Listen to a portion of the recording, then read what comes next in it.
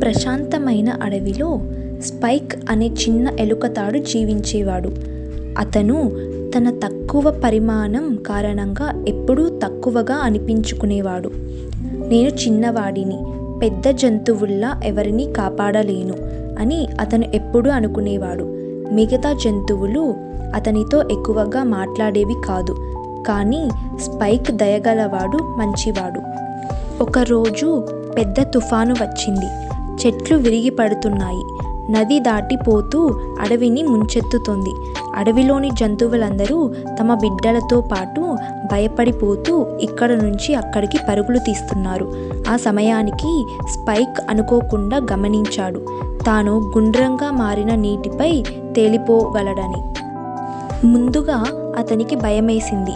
నేను చిన్నవాడిని, ఒక తప్పు జరిగితే నేను కూడా నష్టపోతానేమో అని అతను అనుకున్నాడు. కానీ జంతువుల కష్టాన్ని చూసి తాను ఏదైనా చేయాల్సిందేనని నిర్ణయించుకున్నాడు.